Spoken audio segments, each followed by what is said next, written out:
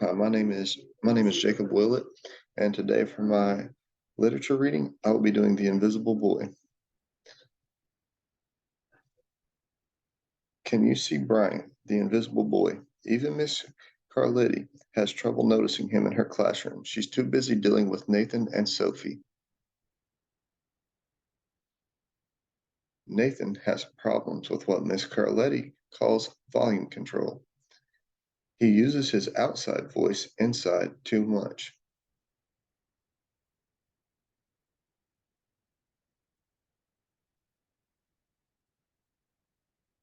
Nathan and Sophie take up a lot of space. Brian doesn't. When the bell rings for recess, Micah and JT take turns choosing kids for their kickball teams. The best players get picked first. Then the best friends of the best players. Then the friends of the best friends. Only Brian is left, still waiting and hoping. JT glances in Brian's direction and just as quickly looks away. We've got enough players for each team, he tells the others. Let's play ball.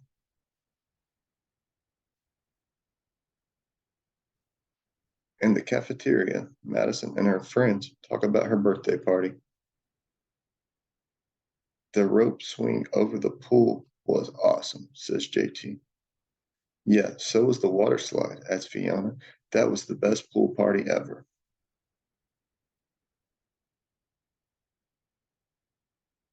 I'm so glad you guys had fun, says Madison.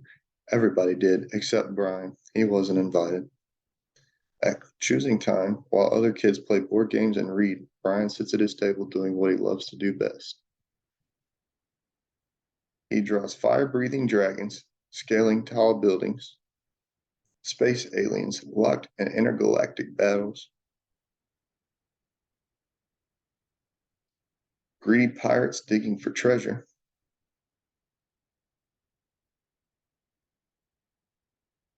and superheroes with the power to make friends wherever they go. On Monday morning, Miss Carletti introduces Justin, a new student, to the class. Brian smiles shyly at him. Some of the other kids sneak looks at Justin, trying to figure out if he's cool enough to be their friend. They haven't quite made up their minds just yet. At lunch, Madison and JT watch Justin eat with chopsticks. What's that? Asks Madison as she points at Justin's food.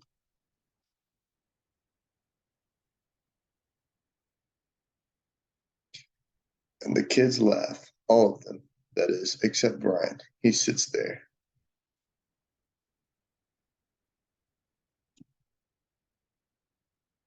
The next day, when Justin goes to his cubby to put away his backpack, he sees a note from Brian.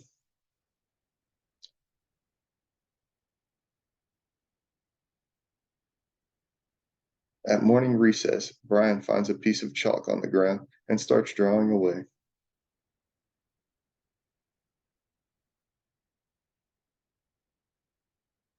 Hey, Justin, Emilio calls out from the tetherball court. You're up next. Sorry, I gotta go, says Justin. By the way, that's a really cool drawing, he adds before taking off. Back in class, Miss Carletti asks the kids to team up in twos or threes for a special project. The kids scurry around the room for a pair. Brian has no one. I'm already with Justin, says Emilio.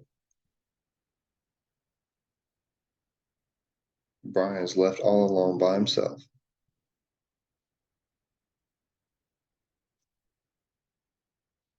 Miss Carletti said we can have up to three people in our group. We only have two. Come on, Emilio, let him work with us.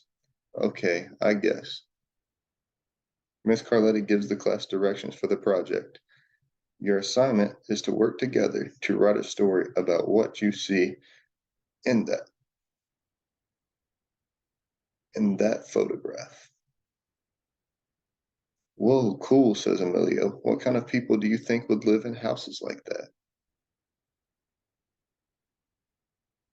I don't know, but I bet Brian could draw them to go with our story, says Justin. Brian smiles as he takes out his lucky pen.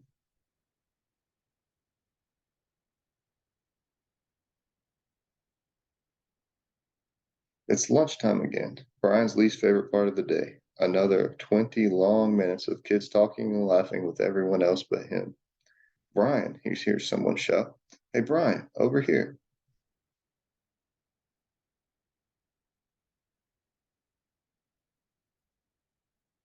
Brian turns and sees Justin waving him over. Emilio nods at Brian as he makes room for him at the table. Maybe, just maybe, Brian's not so invisible after all.